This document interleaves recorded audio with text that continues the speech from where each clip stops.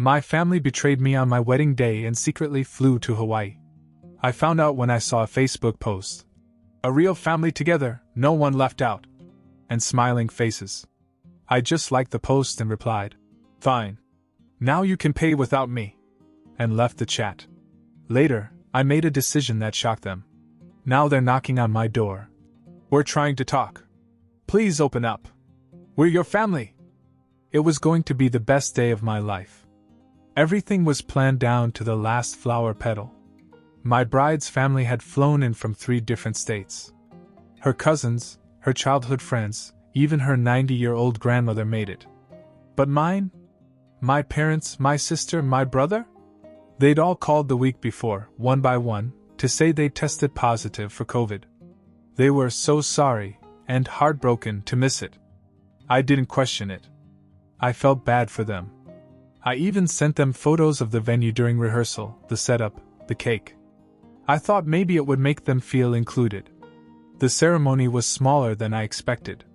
My side of the aisle looked embarrassingly empty. If it weren't for my aunts, a few cousins, and some old friends from college, it would have felt like a school presentation instead of a wedding. I put on a brave face. My wife, Olivia, kept me going. Her family stepped in like it was natural, treating me like I'd always been one of them. That part was beautiful. And through it all, the wedding felt real. Real.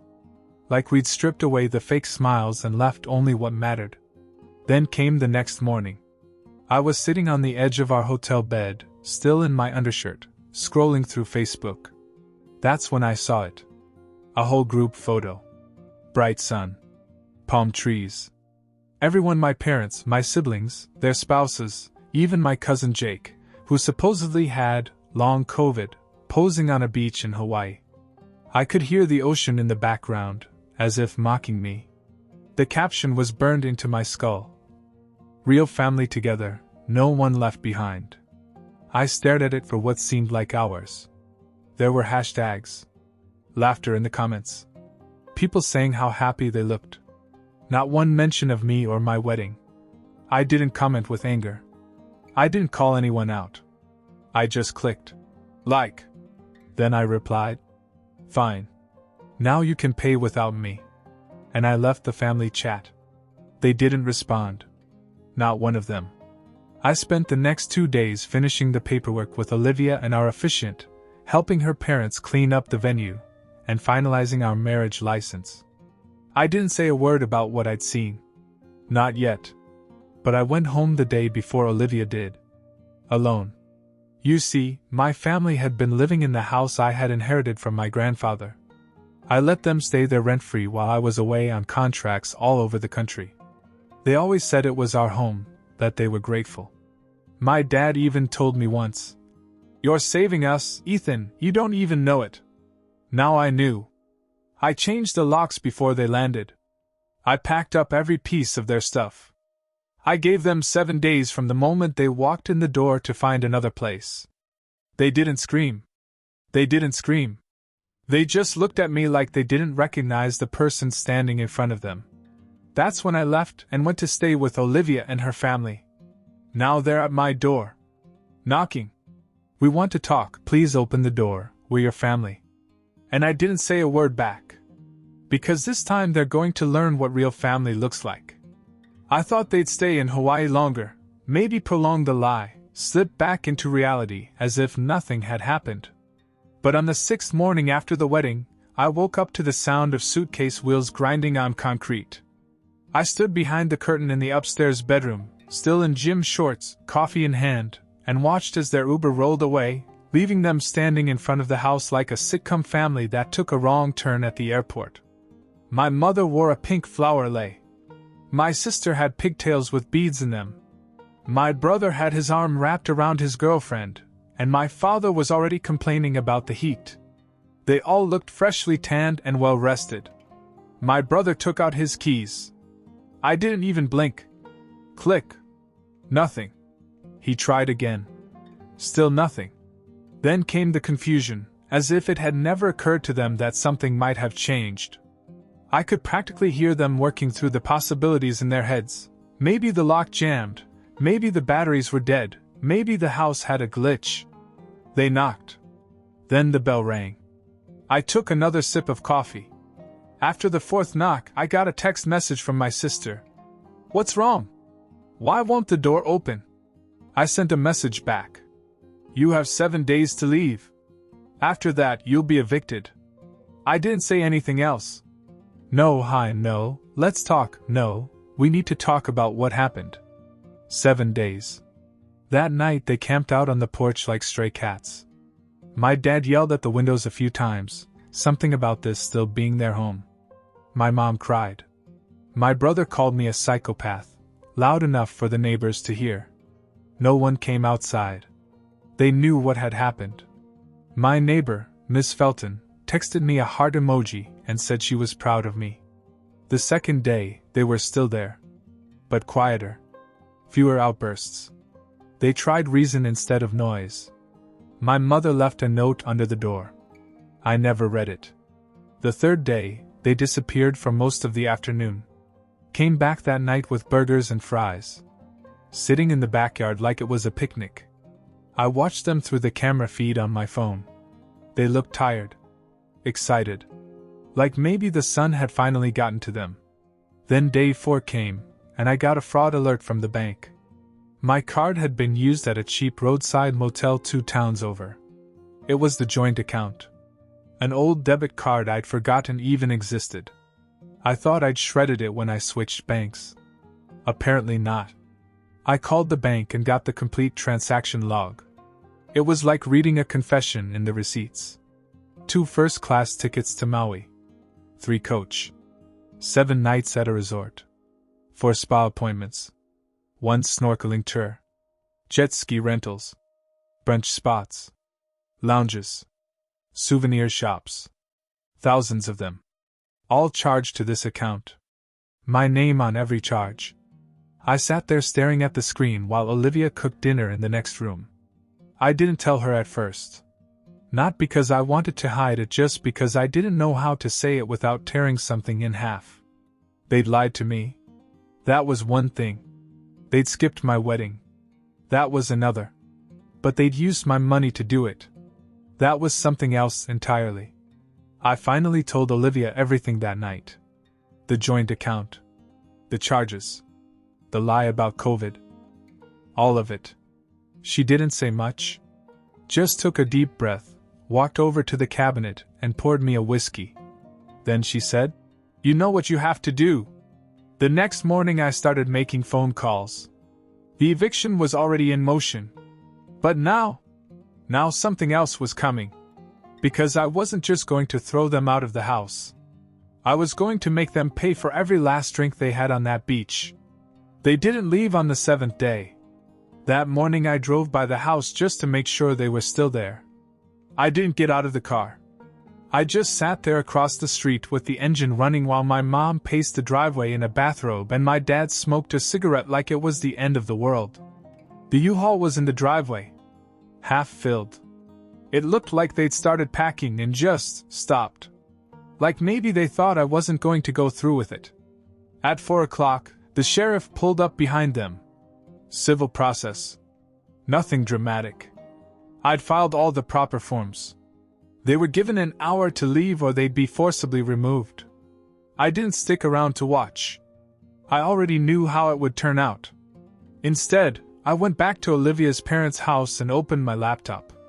My attorney had everything ready. We were filing a civil suit against my parents and my sister since her name had appeared on 2 of the charges. The basis? Theft, misapplication of funds, and financial fraud.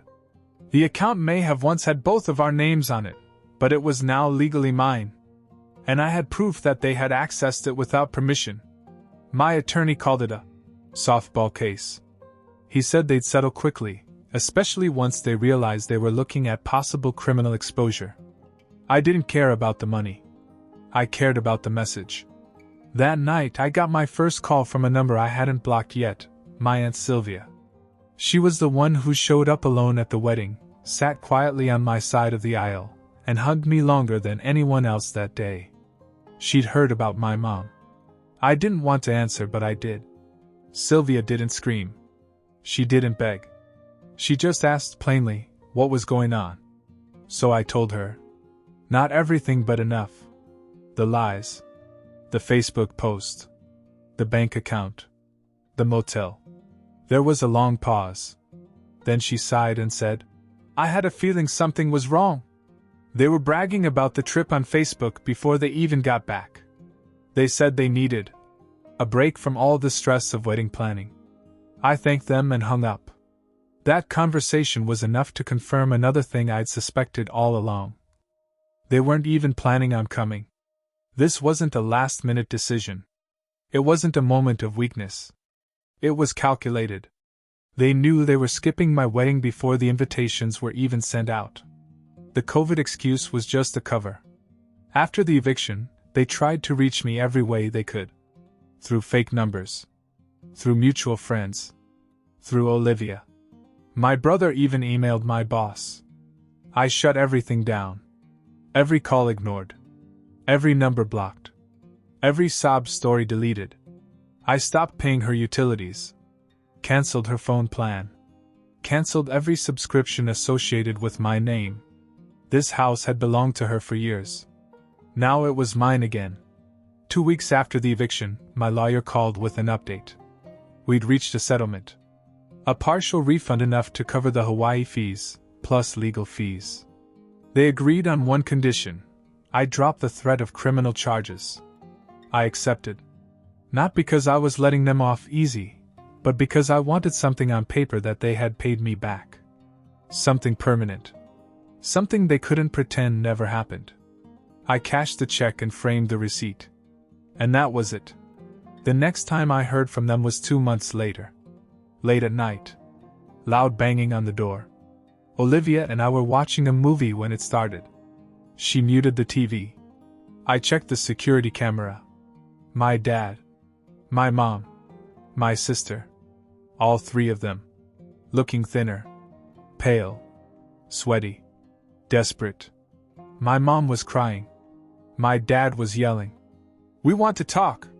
Please open the door, we're your family. I didn't move. Not even an inch. Because by then I'd learned something important.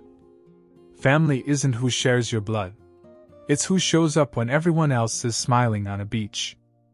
For 2 weeks after that night, they kept showing up. Sometimes just my dad, sometimes the whole trio. Always unannounced, always acting like it was all some big misunderstanding that we just needed to talk through. They never said the words, I'm sorry. Not once. Just a parade of excuses, like forgetting my wedding and robbing me blind was a scheduling conflict. I never opened the door. Not once. The calls slowed. The texts dried up. Eventually, they stopped trying to get in. But then came the letters. Handwritten. Folded papers slipped under the door or left in the mailbox. My mom tried the guilt route, how much she missed me, how hard things had been, how families shouldn't punish each other. I didn't respond to those either. I just kept building. Olivia and I worked on the house, turning it into something new. We knocked out the old dining room wall, repainted the entire second floor, landscaped the yard. For the first time in years, the place felt like my own. Then one day I got an unexpected visit. It was Olivia's uncle. He'd flown in from Illinois to see some clients and asked to stop by. I thought we'd chat about flooring or gardening, but instead he sat down at the kitchen table with a strange look on his face. He said he was at a party 2 nights ago, some business thing, and ran into someone who used to know my dad. A former coworker. And apparently my family didn't keep things as private as I thought. The coworker had mentioned how ungrateful I was, how I'd ruined everything by turning on them. After all they did for me.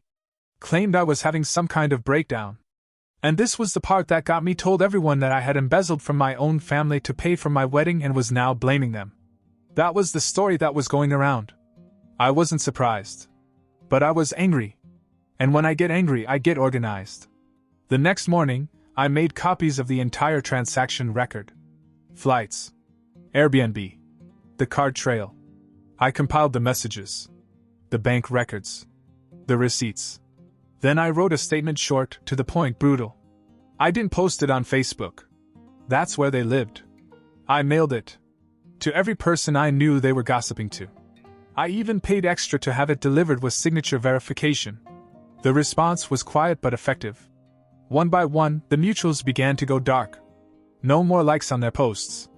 No comments. No "miss you" replies. The family image they worked so hard to protect was cracking under the pressure.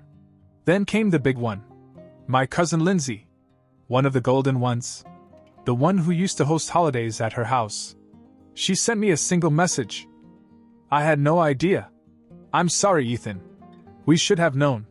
That was the beginning of the change. The settlement wasn't just about money anymore. It was a statement. A record. A scar with paperwork behind it. They couldn't lie their way out of it. But I wasn't done yet. Because now they weren't just broke, they were sinking. And fast. And I'd soon find out just how far they were willing to go to stay afloat. It started with a grocery receipt. Olivia and I were budgeting, going over the usual monthly numbers, when she pointed out a transaction I didn't recognize: Green Path Insurance, $267.42. I blinked. The name rang a bell. After a few clicks, I realized it was my parents' car insurance. Still on autopay. Still coming out of my account. I hadn't driven that car in years, hadn't even seen it since I moved out of state. But there it was, quietly draining me as if it had permission. I didn't say anything out loud. I just opened a new browser tab and started pulling every financial string I hadn't already cut. Within an hour, it was like finding a spider's nest behind drywall. 2 active cell phone plans under the old family plan. One for my sister, one for my brother. A storage unit on the east side of town that had been auto-paying for 18 months. 3 streaming services. My brother's gym. A digital magazine subscription I hadn't read since college, but apparently my dad still used. All still connected to me. Even the Wi-Fi in their apartment was under my name. I had been the silent backbone of her life for years. Paying for everything. No one ever said thank you. No one ever asked if it was too much. They just assumed I'd take care of it. I shut everything down that night. Every account. Every plan. Every payment. Gone. I closed the joint account too, took out the last of the money and moved it to a private bank. Then I changed all my passwords. Froze my credit. Set up fraud alerts. Anything they could use, I shut down. It felt surgical. Cold. Clean. But not silent. The next morning, I woke up to 13 missed calls. Voicemails too. First it was my mom, her voice cracking like she just had the wind knocked out of her. Then my dad, trying to pretend he wasn't angry. Then my sister, in full rage mode, calling me a snake and a spoiled brat. And a few other things I won't bother to recount.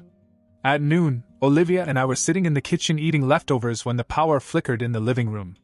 At first I thought it was a lightning storm. Then I remembered the Netflix account I just deactivated had been logged in at their house. They were trying to watch TV. And I turned off the world. The next night they were back. Pounding on Olivia's front door. I didn't answer. But I watched from the upstairs window. My dad yelling something about losing the internet, my mom crying on the porch, my sister standing off to the side looking at her phone like she wasn't part of this. They left after 10 minutes. The next day, Olivia's dad told me he got a phone call from my dad. That was the last straw for him. He told them not to call again. He said he wouldn't have someone who would abandon their son and steal from him and pretend to be the victim. I didn't ask what else he said. But judging by how quickly the calls stopped, I figured it wasn't polite. Then came the email. Subject line. "We have nothing left, Ethan." From my mom. She said they were 3 months behind on their rent. That their car was uninsured and about to be repossessed. That my dad was working out of libraries because the apartment had no Wi-Fi. That my sister was sleeping on a friend's couch after her phone was disconnected and she couldn't afford her share of the bills. She wrote, "You've made your point. You've proven whatever you needed to prove. Please stop." And for a minute, just a stupid, fleeting minute, I almost felt something. Not pity. Just a flicker of the old habit. That internal reflex to step in. Saving the day. Clean up the mess they made. But then I remembered the Facebook post. Real family together. No one left behind. And how I'd sat alone in the groom's room, tying my own tie because my dad wasn't there to help. I didn't reply. Instead, I printed out the email, put it in a folder I'd labeled Evidence, and tucked it next to the lawsuit papers. Because a week later, someone knocked again. This time it wasn't them. It was a man in a navy suit holding an envelope. My father was suing me, claiming that the house I'd inherited had never been mine, that I had manipulated my dying grandfather, that he'd been promised the house years ago in a private conversation that no one could verify. It was a pathetic game, but not surprising. They weren't asking for forgiveness anymore. They were trying to take back the one thing they'd never been able to control. But this time they would lose. Forever. The suit was dead on arrival. I handed the envelope to my lawyer, a quiet guy named Coulson, who didn't blink when I told him the whole story. He flipped through the lawsuit, page by page, then looked up and said, "This isn't going anywhere. But we're not just going to kill it, we're going to bury it." And he did. Within 2 weeks, he filed a motion to dismiss with supporting documentation. The will, the deed, bank records, screenshots from the Hawaiian trip, the settlement agreement they'd already signed, proof that they'd been repaid for every penny they'd stolen forcibly, yes, but legally. The motion included one small add-on, a cease and desist order. If they kept harassing me, trying to spin the story, spreading lies to neighbors or friends or anyone else, we would escalate. Publicly. Permanently. They didn't show up for the first hearing. Or the second. Their case was dismissed. Just like that. I didn't gloat. Didn't celebrate. Just felt done. Like I'd finally put the last box in storage, locked the unit, and walked away. But I didn't go home right away. Instead, I drove to a quiet spot in the hills just outside of town where my grandfather used to take me fishing. There wasn't much left of the old dock, just some rotten planks and some bleached wood, but the view was still the same. I sat there for a while, thinking about what he would have said. I don't think he would have cared about the money. Or the house. I think he would have looked at me and asked a simple question. Are you okay with what you did? And the truth was, yes. I was. When I got back to the house, Olivia was waiting for me on the porch. She didn't ask me how the hearing went. She already knew. She just handed me a cold drink and sat next to me as the sun set. A week later, a letter arrived. No return address. Handwritten. It was from my sister. She said she was done with everyone. That after everything fell apart, she saw it for what it was. That she never should have gone to Hawaii, never should have touched my money. That she was couch surfing now. Looking for work. Trying to start over. She didn't ask for money. She just said, "I understand if you don't write back." I just had to say it. I read the letter twice. Then I put it in a drawer, not with the lawsuit papers, not with the receipts. Just by itself. I still didn't know if I believed her. But I knew this. Forgiveness doesn't mean opening a door. Sometimes it just means building a fence and deciding who you let in from now on. And those who stood with me at the altar? The ones who cheered and clapped and cried while my real family posed on a beach? They didn't just show up that day. They stayed. And for the first time in my life, I realized. Sometimes the family you choose shows up when the one you were born into disappears. And that's where I left them. Not with revenge. But with a clean break. And silence finally on the other side of the door.